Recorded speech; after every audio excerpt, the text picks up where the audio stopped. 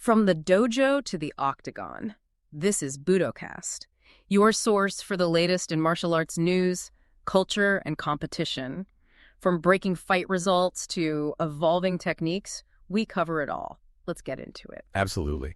So I want you to imagine something for a second. Imagine dedicating your entire youth to mastering judo. Or the absolute grind of it. Yeah, exactly. You master the grip fighting, the throwing mechanics, and then you transition to the cage. Which is a huge leap. Massive leap, and you basically build an entire professional weight division out of nothing. Just sheer force of will and, star power. Right. You pioneer a completely new path for women in combat sports. Exactly. And then, years later, you have to watch someone else walk right through the door you kicked open. Man, that's heavy. It is. They hold the Olympic gold medals that you couldn't quite secure, and they claim the very championship belt that you basically forged. Right. It's almost like a movie script. It really is. And you, the listener, you are stepping right into the middle of that exact tension today, because we are exploring some profound shifts happening across the combat landscape right now. There's just so much ground to cover today. Oh, totally. We've got a massive stack of source material.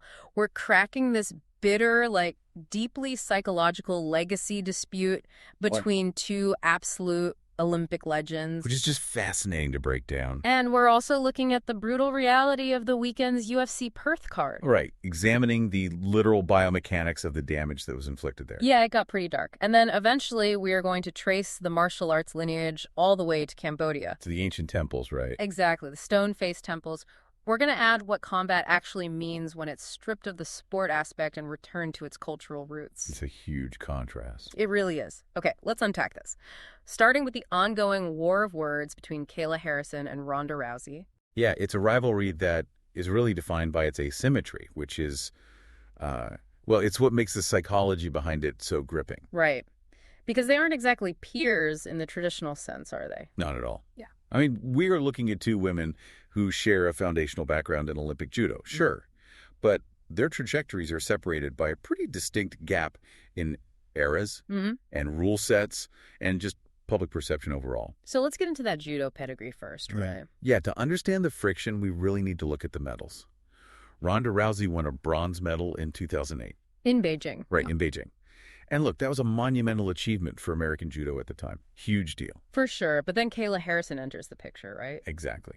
Harrison comes in and wins gold at the 2012 London Olympics. Wow. And then she actually defends it.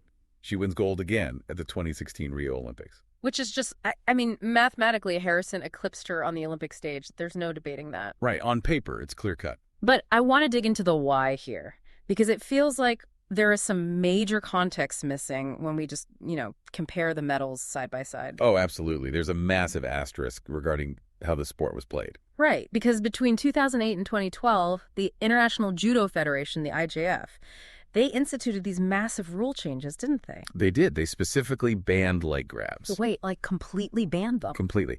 Moves like the Marote Gari, which is a two-handed reap, or the Kataguruma, they were suddenly illegal. That's wild, because Rousey's era of judo, prior to 2012, it was incredibly chaotic. It's super chaotic. You could dive for the legs, which really favored her aggressive scrambling style. Which is exactly how she set up all those famous armbar. Exactly. She thrived in that scramble. But by the time Harrison won her first gold, the meta had completely shifted. To what? More of an upright style? Yeah, entirely to an upright, grip-dominant, highly tactical game. Huh. So I have to ask, did Harrison basically benefit from a system that outlawed the exact kind of chaos that Rousey thrived in? That is a very crucial piece of context, for sure.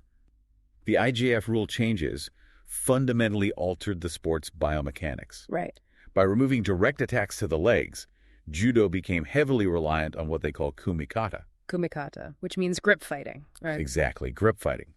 Whoever established the dominant grip on the lapel or the sleeve basically dictated the spatial control of the entire match. And Harrison's just a monster at that. Oh, she is a master of that upright physical dominance. She uses her immense strength, her leverage, to force opponents right into her throwing lanes. Especially that Osotogari of hers. Yes, her major outer reap is devastating.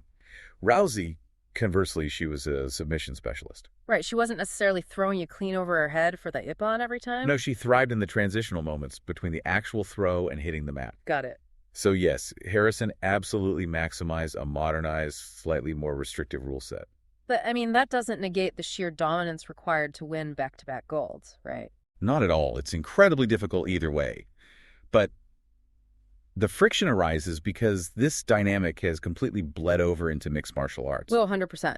Because Rousey pioneered the UFC women's bantamweight division. She was the inaugural champion. Right. And today, Kayla Harrison holds that exact same belt. She just took it from Juliana Pena at UFC 316.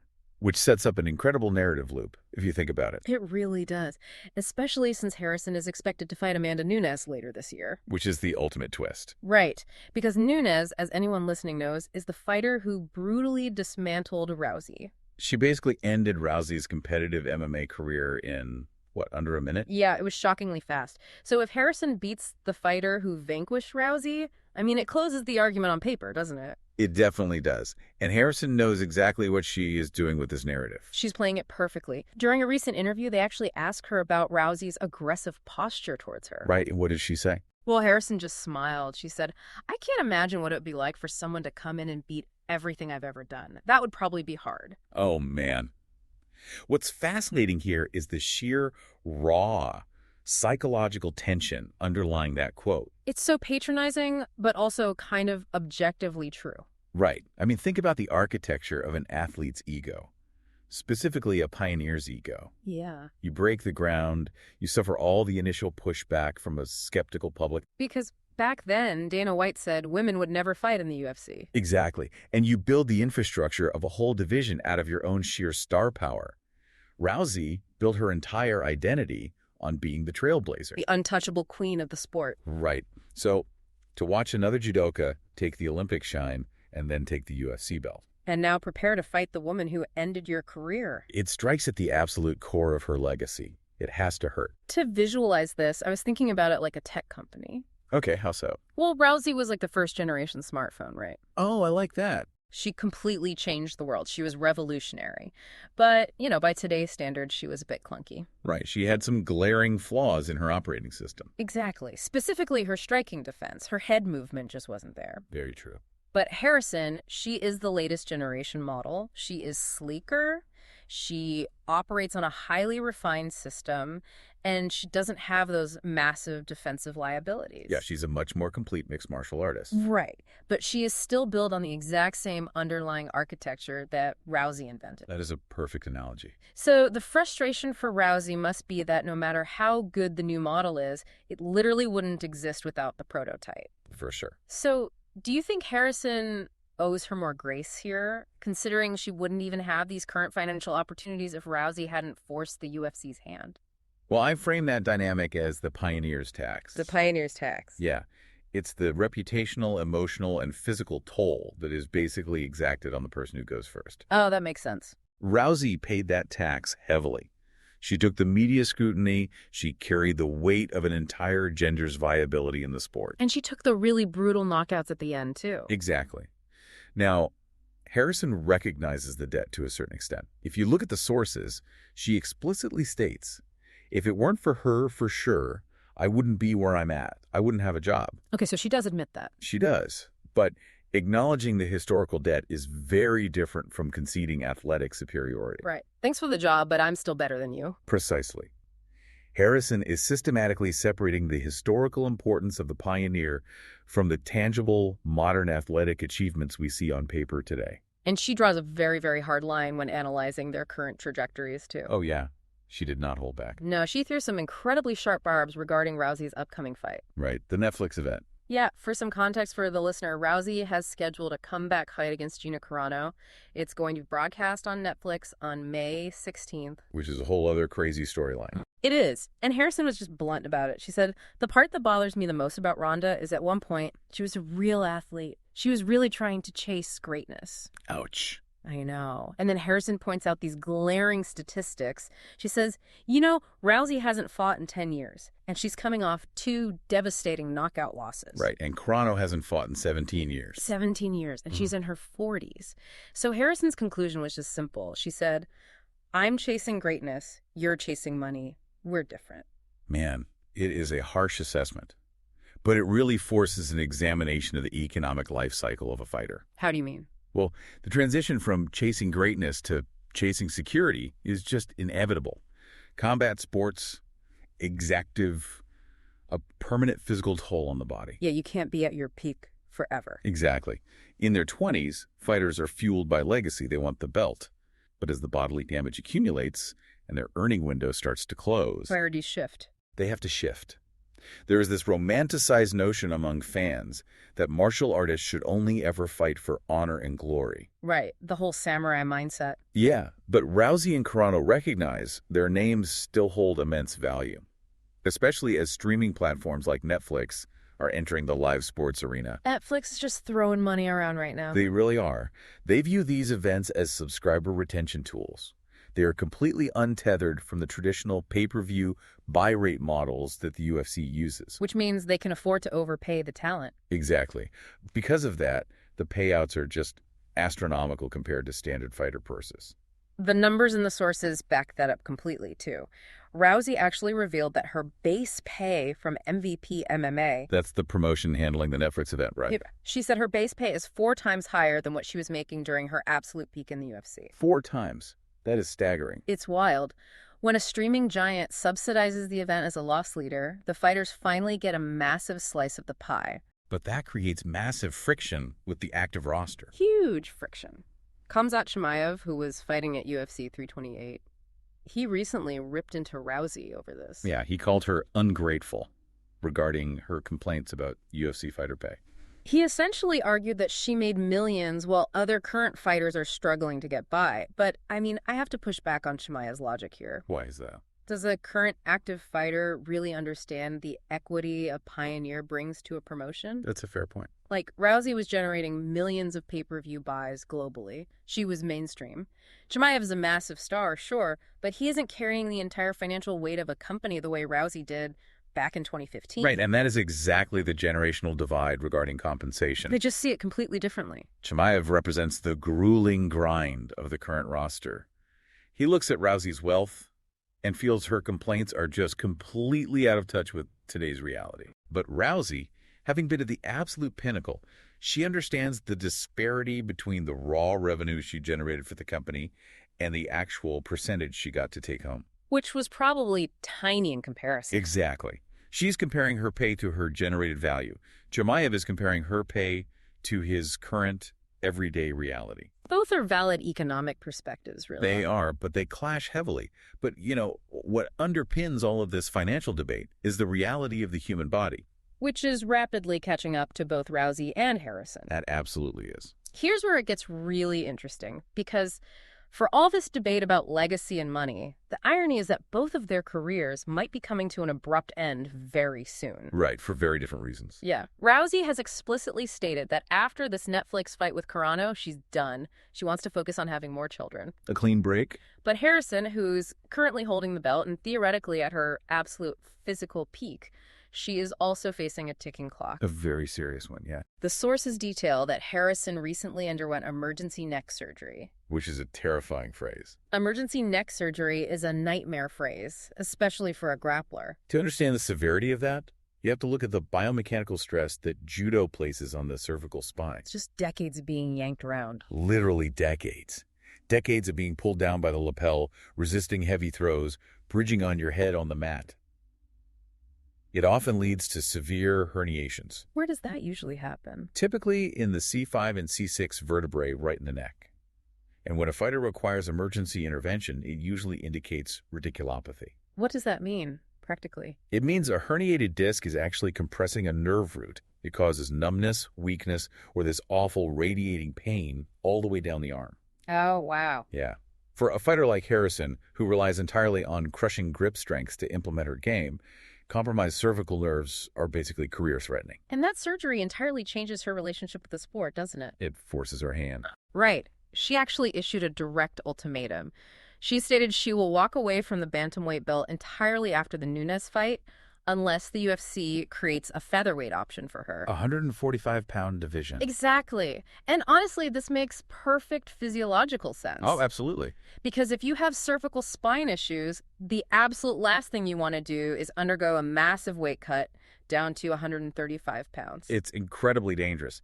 Severe dehydration depletes the cerebrospinal fluid. And that fluid is what cushions the brain and the spinal cord, right? Exactly. So without it, you drastically increase the risk of concussive damage and further spinal trauma. So she is prioritizing her long-term neurological health over holding on to a shiny belt. Which is the smart move. Mm-hmm. It perfectly encapsulates the transient nature of combat sports, really. Yeah, we invest so heavily in these legacy debates, but at the end of the day, the human body has a hard expiration date. The window to prove greatness is incredibly narrow. Harrison versus Rousey is a conceptual matchup that will only ever exist in theory.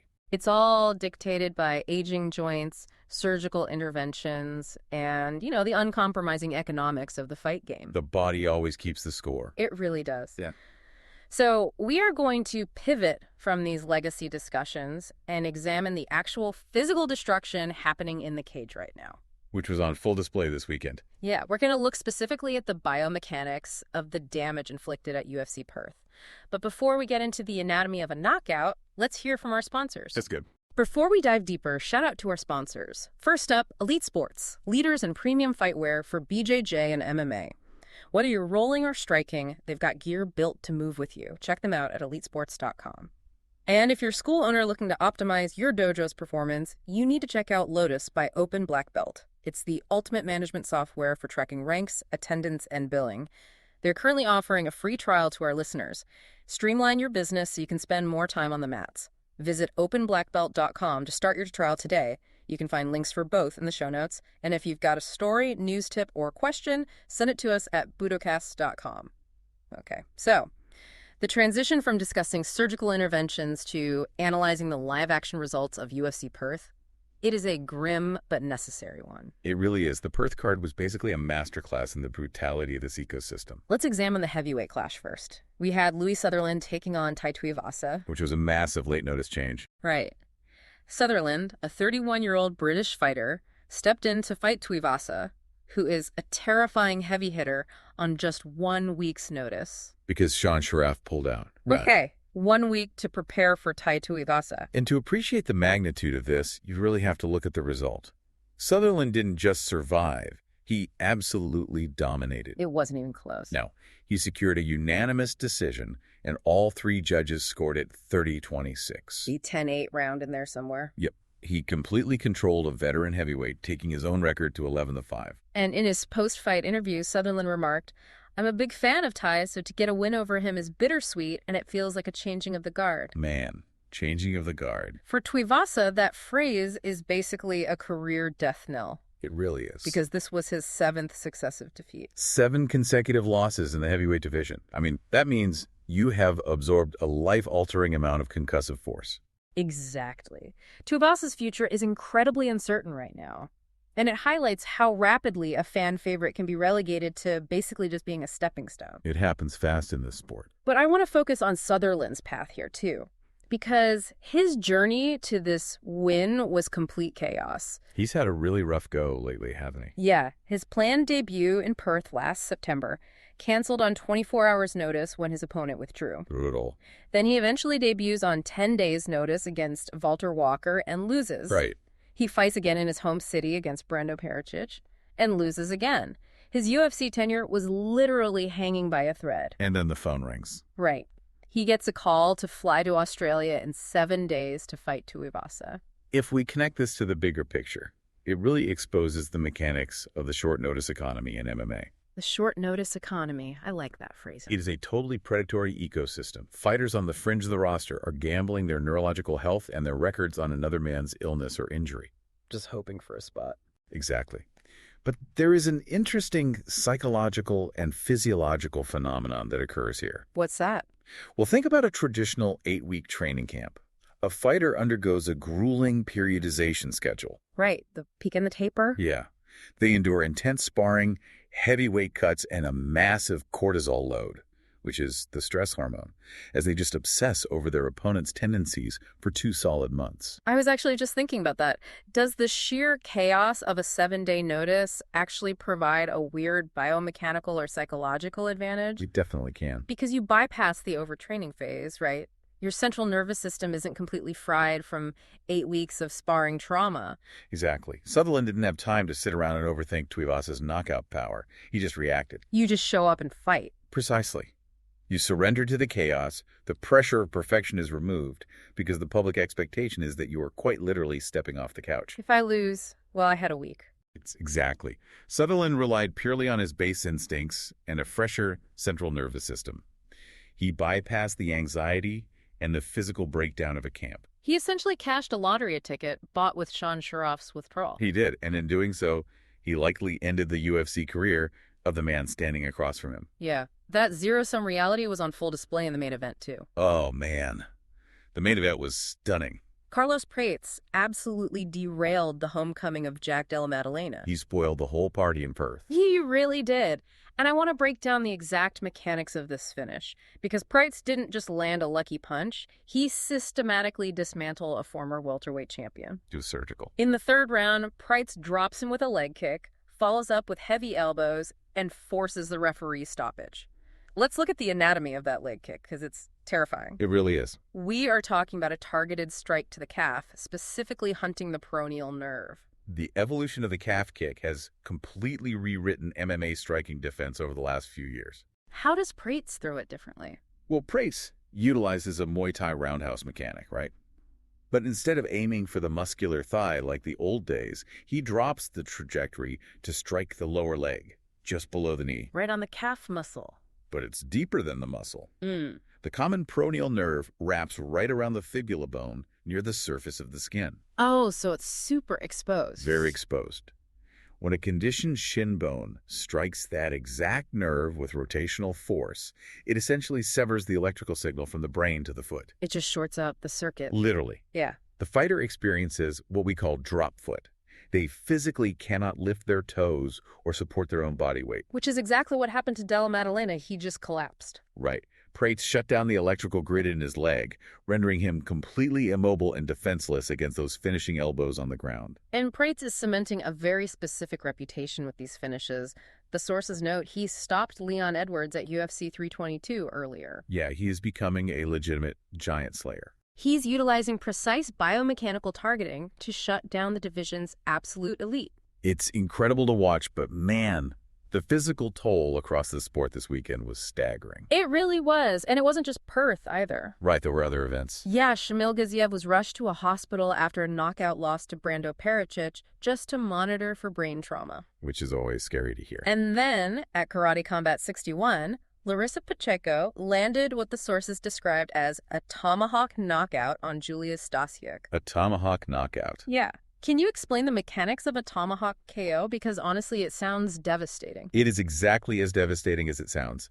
A tomahawk strike typically refers to a downward chopping motion, often utilizing the point of the elbow. Okay. Imagine the arc of a hatchet swinging down. Instead of a horizontal strike that impacts the jaw, a tomahawk elbow often comes from the clinch, or even a jumping angle. Dropping straight down. Yeah, dropping from 12 to 6, or a sharp diagonal. It completely bypasses the traditional guard and impacts the parietal or frontal bone of the skull. The actual top of the head. Right. And the kinetic energy doesn't just rattle the brain horizontally. It transfers force straight down the cervical spine. Oh, wow. That sounds catastrophic. It causes an immediate catastrophic shutdown of the nervous system. It is arguably one of the most mechanically destructive strikes a human being can land. And the reward for inflicting that level of structural damage, the sources note a fighter named Salkild banked a $100,000 post-fight bonus for melting his opponent. $100,000 for a knockout. So what does this all mean? Wow. We are looking at an ecosystem where an apex predator ages out, their body fails, and they are violently consumed by the next generation, Right. who are then financially incentivized to cause irreversible neurological damage to each other. The sport demands a constant physical sacrifice of the old to feed the new. It is basically the scientific method applying to human violence. That's a dark way to put it, but yeah. The octagon asks a singular, ruthless question. Does this technique successfully separate an opponent from their consciousness under a unified rule set? And if it does, you get paid. Exactly. The efficiency of it is awe-inspiring, but the result is permanent bodily degradation. There's no escaping that. Which makes our final segment today so vital, I think. A much-needed pivot. Yeah, we are moving away from the destruction of the peroneal nerve and the cervical spine, and we're transitioning to a completely different paradigm. The preservation of the body. Yes, the preservation of the body and the culture.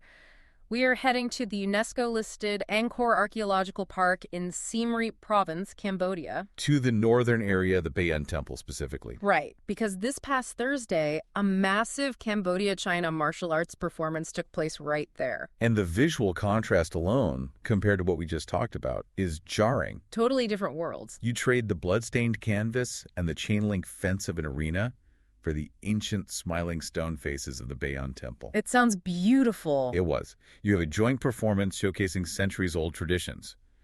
Cambodia presented traditional arts like Bokator and Yutha Kun Kom alongside Kunkummer boxing. Let's dissect Bokator for a second, because it is far more than just like an exhibition dance. Oh, it's a very real combat system. Right. It is an ancient battlefield art used by the Khmer armies. Unlike modern MMA, which relies on bouncy lateral footwork designed for a high-friction canvas. Right, the UFC mats. Yeah. Bokator features incredibly low stances. It actually incorporates animal styles like the lion, the elephant, the apsara. Very traditional structural forms. And those low centers of gravity were designed for fighting in the mud and the jungle, utilizing elbows and knees in close quarters combat. It's about survival in a very specific environment. Exactly. The techniques are preserved through kaibach, which are intricate forms, or kajas, often performed while wearing a traditional chroma scarf. So it is combat mechanics encoded into cultural dance for preservation. Beautifully said. And China presented their foundational arts as well. Right. They showcase Shaolin Kung Fu, which is rooted in deep monastic discipline and really fast twitch acrobatics. Alongside Tai Chi. Exactly. And Tai Chi provides the absolute starkest contrast to what we saw in Perth. How so? Well, Tai Chi is an internal martial art. It isn't focused on external muscular destruction at all. So no calf kicks. No calf kicks. It focuses on the cultivation of chi, fluid transitions, and breathing mechanics. The goal isn't to knock an opponent out. What is the goal then? The goal is to align your own skeletal structure so perfectly that force just flows through you without causing damage. Wow. This event was free admission, by the way, drawing massive crowds of tourists and locals. It was basically a diplomatic celebration. A celebration of shared history. But, you know, I have to challenge the terminology we're using here. Okay, go ahead. We use the umbrella phrase martial arts to describe both Carlos Prates hunting a man's nerve cluster for a $100 K paycheck and an elderly practitioner performing Tai Chi in front of a 1,000-year-old temple. Are these even the same genus of human activity anymore? It's a really valid point. Like, is MMA purely a sport and Tai Chi purely a moving meditation? Have they diverged so far that grouping them together is just intellectually dishonest at this point? This raises an important question about taxonomy, really. Right. How do we classify them? They share a distant common ancestor, which is simply the need for human self-defense. But you are right. They have evolved into entirely different species. Completely different goals. Mixed martial arts is a process of distillation. It takes traditional arts, strips away the bowing, the philosophy, the forms. All the cultural wrapping. Exactly. And it retains only the kinetic mechanisms that cause damage. It serves the god of empirical truth and combat. Does this work right now? Yes. The temple exhibition, however, represents the enforcement of respect and the pursuit of physical longevity. That's the key right there, longevity. When you practice Tai Chi or Bokator forms, you are preparing your joints and ligaments to function well into your 80s. MMA shortens your physical lifespan. Drastically, while traditional arts aim to extend it. The brutal truth of combat versus the preservation of the spirit. We've covered a massive spectrum today. We really have, from the psychology of pioneers to ancient temples. Yeah. We started with the psychological warfare between Kayla Harrison and Ronda Rousey, dissecting how rule changes, ego, and the pioneer's tax shape a fighter's legacy. Then we looked at the economics of Netflix streaming and the terrifying realities of cervical spine surgery. We broke down the short notice economy and the brutal biomechanics of calf kicks and tomahawk elbows at UFC Perth. And finally, we examined the cultural preservation of Bokator and Tai Chi at the Bayon Temple. Before we sign off, I want you to consider this. We spend countless hours arguing over who the ultimate GO is, analyzing pay-per-view buys, and obsessing over UFC rankings. He consumes the whole fan base. But 1,000 years from now, the digital servers holding those fight records will likely be gone. The data rots. That's a wild thought, but it's true. The only thing that might survive our era is the physical, kinetic knowledge passed down through muscle memory from teacher to student, generation after generation, much like those Kabok forms at the Bayon Temple today. The living history. Exactly. So as fans who consume the violence of the sport week in and week out, we have to ask ourselves, who is preserving the actual art in today's mixed martial arts? Something to really think about. That's it for this episode of Budocast. Thanks for joining us as we break down the latest in martial arts. We'll be back soon with more news, stories, and insights. Until then, train hard, stay humble.